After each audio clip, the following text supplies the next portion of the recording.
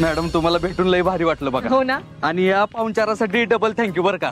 अरे थँक्यू काय म्हणतोयस, आता आपण दोस्त झालोत की नाही, आणि दोस्तीमध्ये थँक्यू वगैरे काय. हा अजिबात काळजी करू नकोस, सगळं काही नीट होणार आहे. तू एक आयडियल हजबंड आहेस काय. हा सत्या, मॅडम म्हणते ते खरं आहे. तू आयडल हजबंड होशील, पण कधी तुमचा डिवोर्स नाही झाला तर मग आयडल हजबंड होशील, नाहीतर मग आयडल आशिक. मग काय म्हणशील? तड़प तड़प के इस दिल से आह निकलती रही. हे गप्पे. अरे काही काय बोलतोयस तू. सत्य, तू अजिबात काळजी करू नकोस, सगळं काही व्यवस्थित होणार आहे,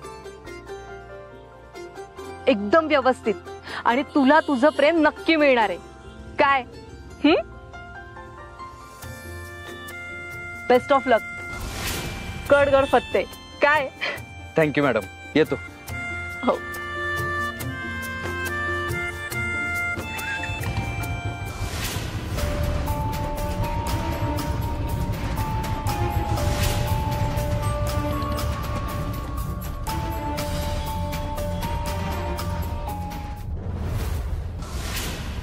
हमरे हमरे, अगं अगं चल की तुला चहा करून देते, वाईच खाऊन घे काय तर. आई माझा मी घेते नंतर करून.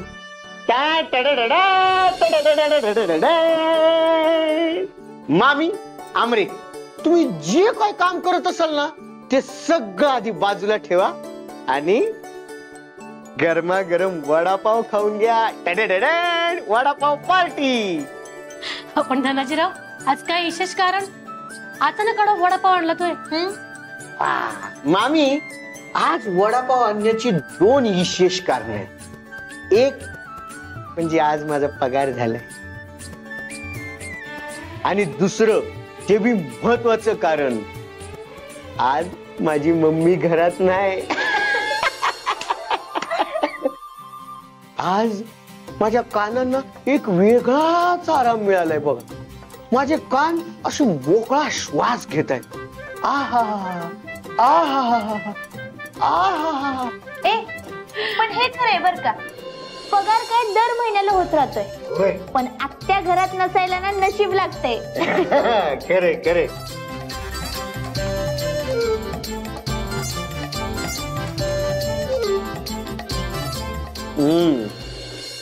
मामी, हमरे, आज मम्मी घरात नाही तर अशी वेगळीच शांतता आहे ना घरात.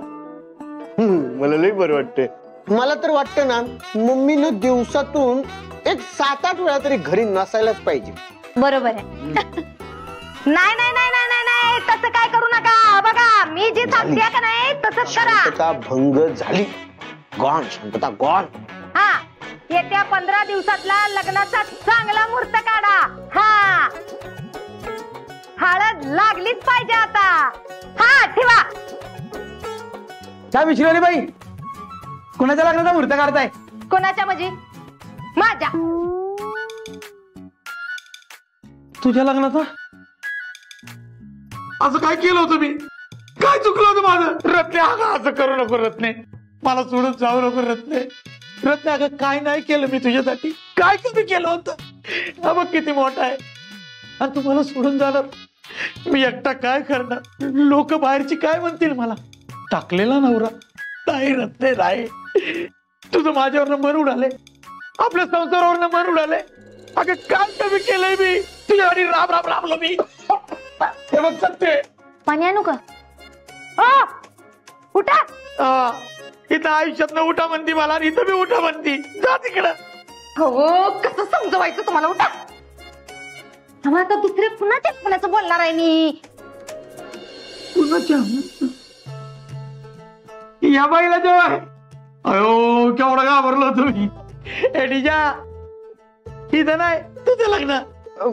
मम्मी, पण मुलगी कोण आहे? कोण म्हणजे? जी आधी होती का नाही तीच आहे. तुझं मंजू बरोबरच लगीन होणार आहे.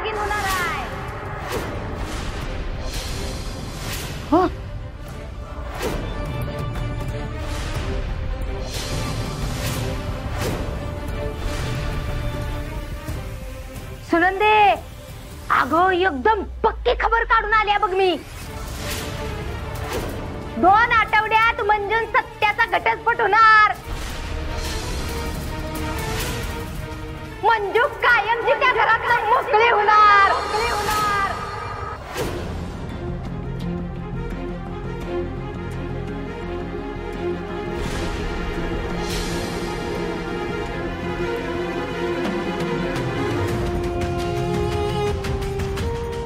आनंदाचे आशीर्वाद.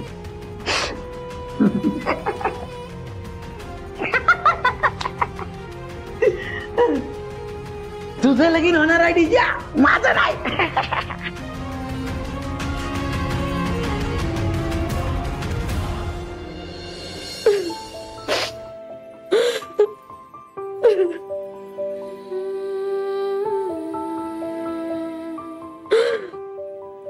आई इकडे बघ. अगं नको ना एवढं मनाला लावून घेऊस. तुला माहितीये ना त्या बाईचं बोलणं कसं आहे. आणि हे बघ, आता काही जरी बोलली ना तरी मला माहितीये सत्यदाजी आपल्या दीदीला असं एकटं नाहीच सोडायचे. अगं ते तर मला बी माहित आहे का अमरे, पण त्यांची आई आणि वंश हे लगीन मोडल्या बिगर शांत नाही बसायच्या. देवानं माझ्या लेकीच्या नशिबात काय लिहून ठेवलंय ना हेच कळणं झालंय मला. आई अगं तू नको इतकी काळजी करूस. मी एक काम करते, मी स्वतः दाजींशी बोलते. हा, जे काय ना ते बोलून ठरवू आपण. नको अगं एवढं टेन्शन घेऊस, निघल काहीतरी मार्ग. मामी, तुम्ही खरंच काहीच काळजी करू नका. मी तुम्हाला एक सिक्रेट सांगतो. अहो, आपला सत्या दादा मंजी सोबत आपल्या घरी आला होता बघा, तेव्हा माझ्या आणि पप्पांच्या समोर आईच्या तोंडावर ठणकावून सांगितलं की त्यो मंजी सोबत घटस्फोट घेणार नाही. किती बी काय बी झालं तरी त्यो मंजीला सोडणार नाही.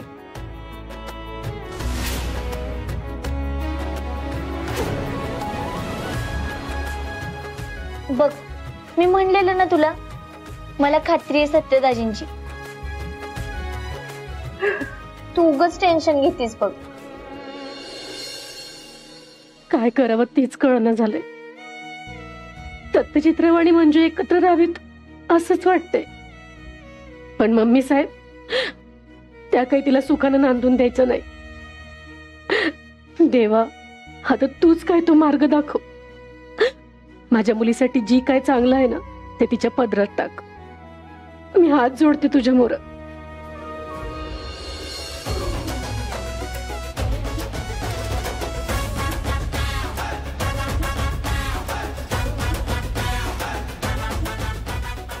मिश्रीवाली बाई, मला सांगा, आज लई खुश का दिसताय?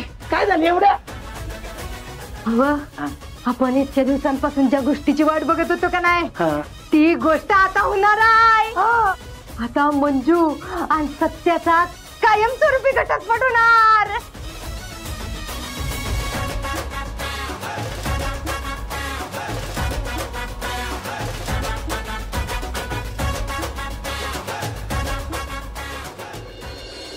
नाही, खुश व्हा तुम्ही, पण याच्यापेक्षा जास्त खुश होऊ शकता. नाचा तुम्ही, पण याच्यापेक्षा जास्त नाचू पण शकता. कस सत्य पैसेवाला आहे, सत्याचं म्हणजे घटस्फोट होईल, पण हे सोन्याचं अंड देणारी कोंबडी आहे, ही 15 दिवसात का कापताय? तुम्ही असं कापून कापून कशाला बोलताय? वाईट जरा डोसक्यात घुसला असं बोला की. सांगतो ऐका. सत्य मंजूला घटस्फोट देणार, म्हणजे आपल्या घरी येणार, तुम्ही डीजे बरोबर मंजूचं लग्न लावणार. यात आपला फायदा काय? मंजूचा पगार. बारीक विचार करताय, जरा मोठा विचार करा. म्हणजे सत्या आणि मंजूचा घटस्फोट होण्यापूर्वी सत्याला म्हणायचं पोडगी दे, आणि मंजूला म्हणायचं पोडगी दिल्याशिवाय तू सही करू नको. होय की? हे असं कवा तर लई शान्यागत बोलताय बघा. त्याच्यामुळं मला लई आवडताय. मग ती इंग्लिश मध्ये काहीतरी म्हणते ती की आय लव्ह यू. जावा की म्हणजे मंजूचा पगार, सत्याने दिलेली पुडगी आणि दादाची पेन्शन, असा पाऊसच होणार आहे आपल्या पैशाचा.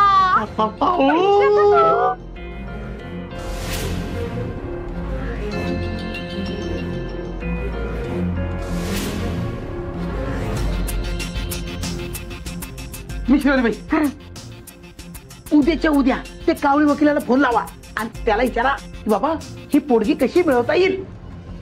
मग येळ कशाला वाया घालवायचा आहे, आत्ताच फोन करते की. लावा. कावळे वकील.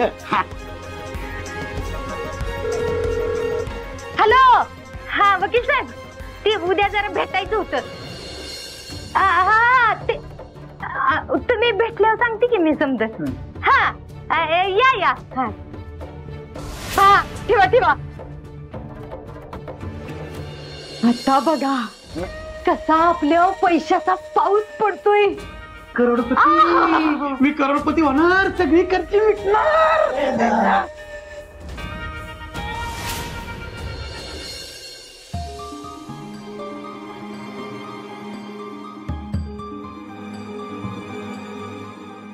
अमरे, काय झालं रे डीजा?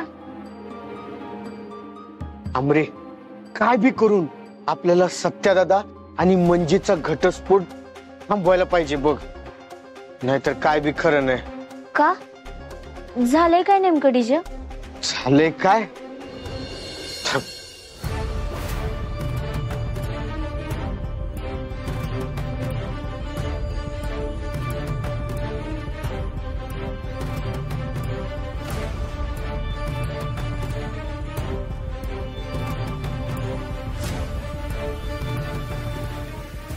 डीजा, तू एकदम बरोबर बोलतोयस बघ. आत्याचा ना दीदीचा घटस्फोट करून लय मोठा डल्ला मारायचा प्लॅन आहे. डीजा, आपल्याला काय पण करून हा घटस्फोट थांबवला पाहिजे. डीजा, मी एक काम करते, मी आत्ताच दीदीला भेटते आणि तिला सगळा विषय सांगते आणि म्हणते काय पण झालं ना तरी सत्यदाजींना अजिबात सोडू नकोस. आणि बरं डीजा, तू मगाशी आईला मला सांगत होता की सत्यदाजी म्हणाले दीदीला मी काही झालं तरी सोडणार नाही. हे खरं होतं की आईच्या समाधानासाठी तू बोललास? अगं नाही अमरे, मी कशाला खोटं बोलू, मी खरंच सांगतोय. मी स्वतः ऐकलंय. खरं? होय. अरे मग आपलं अर्ध काम झालं की. बाकीचं तर सत्यदाजी करतील. आता फक्त ना ही गोष्ट मला दीदीला पटवून द्यायला पाहिजे. बरोबर बोललीस बघ. मंजू आणि सत्यादादाचा मिशन नो घटस्फोट. मिशन सुरू.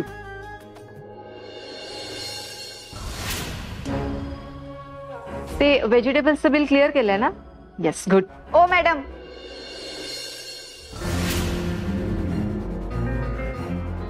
या मॅडम. अभिषेक, मॅडमला रजिस्टर किंवा फोटो आयडी वगैरे काय हवंय, फोटो प्रूफ हवाय तो दे. काय हवं नको ते बघ. चहा कॉफी काय हवं असेल तर तेही बघ. ठीक आहे? थांबा.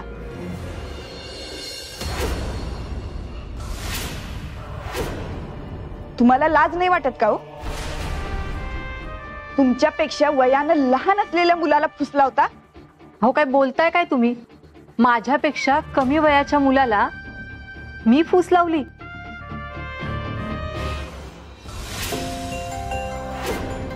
तुम्ही त्या सत्याबद्दल बोलताय का? वय अहो, तुमचा काहीतरी गैरसमज होतोय. तसं काही नाही. मी स्वतः पाठलाग केलाय तुमचा. मी माझ्या डोळ्यानं तुम्हाला दोघांना मोती चौकातल्या बागेत बघितले. तेव्हा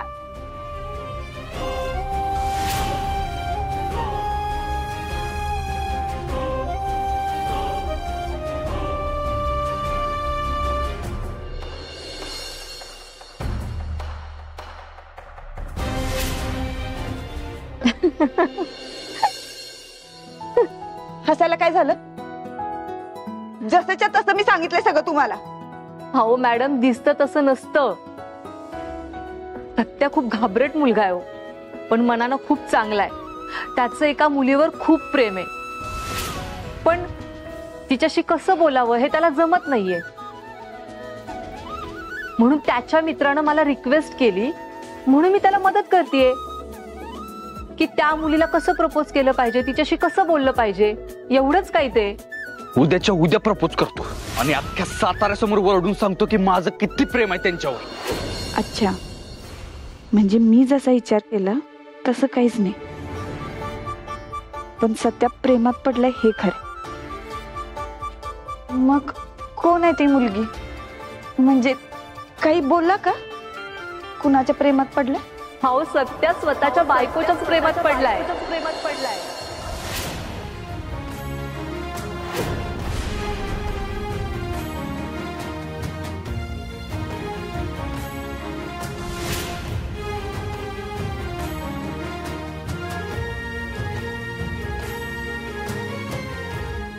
पण तुम्ही हे कशावरून सांगू शकता की तो त्याच्या बायकोच्या प्रेमात आहे?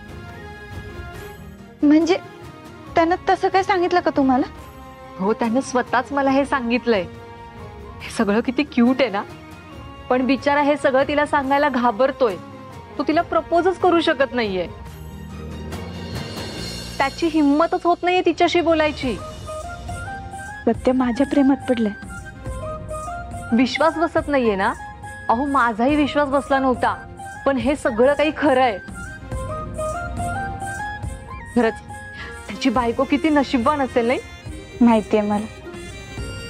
थँक्यू. काय काय म्हणालात तुम्ही? नाही नाही, काही नाही. आणि सॉरी, मी उगाच तुमच्यावर संशय घेतला. म्हणजे ह्यो सत्या स्वतःच्या बायकोच्या प्रेमात पडलाय. चांगलंय. सत्या त्याच्या बायकोच्या प्रेमात पडलाय, मग ही का त्याची बायको असल्यासारखी लाजत गेली?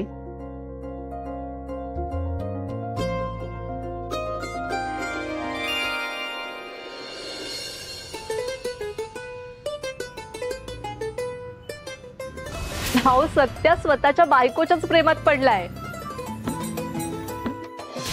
अरे माझ्या लग्नाची बायको आहे ती, लग्नाची.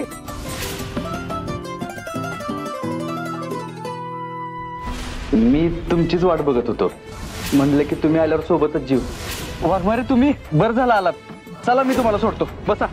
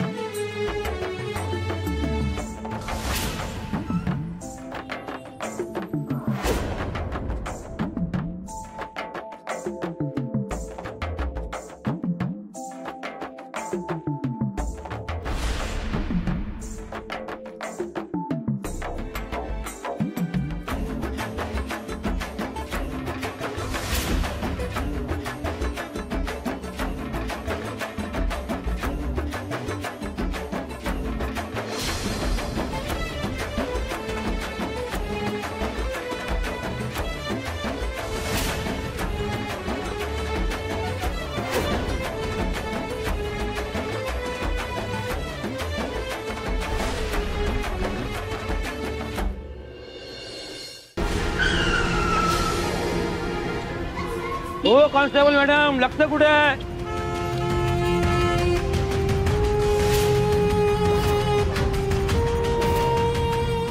हो मॅडम, कान काय सुट्टीवर गेलेत का तुमचे? अहो, एवढ्या मोठ्याने हॉर्न वाजवतो काय कळत नाही का तुम्हाला? हा, अहो कुठे लक्ष होतं तुमचं?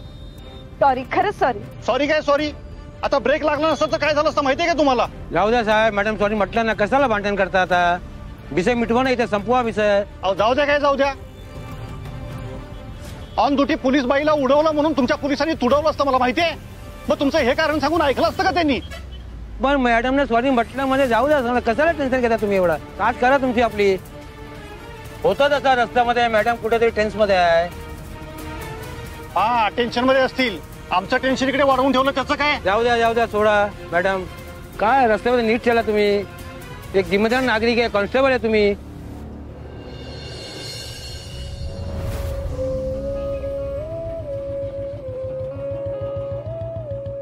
काय मग सत्तोडी, गेली का भीती? आला का कॉन्फिडन्स? एकदम कॉन्फिडन्स आलाय बघ. आता शिल्पा मॅडमने मला एवढ्या गोष्टी सांगितल्या ना, आणि असं सगळं इसकटून सांगितलं रे, त्यामुळे आता कसलीच भीती नाही. मी वाघमाऱ्यांना सगळं माझ्या मनातलं सांगू शकतो. हा, अरे मग असले पवित्र कामाला उशीर कशाला करायचा? मी काय म्हणतो आत्ताच्या आत्ता पोलीस स्टेशनला जाऊ आणि काय असेल चोक्ष मोक्ष लावून टाकू. बिंदास. मी तर म्हणतो डायरेक्ट तिकडेच गाडी घे. चल चल.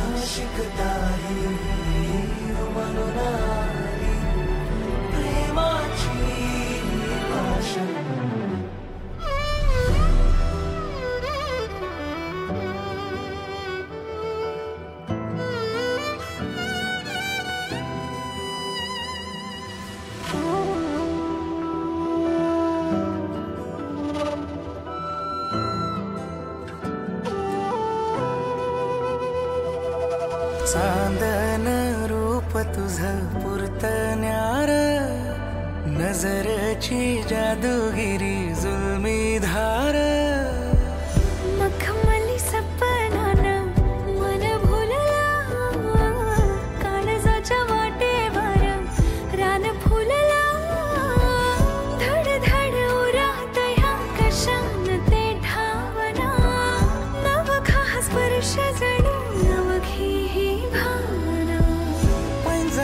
गाणं तुझ्या सुरामंदी माळतो